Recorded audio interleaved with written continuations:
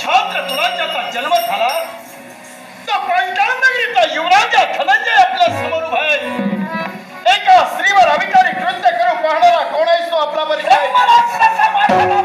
ब्रह्मराक्षस स्वतंत्र येता आता स्वैराचार नव्हे आणि हा जो स्वैराचार तुझ्या कर्मी घडला जातोय या स्वैर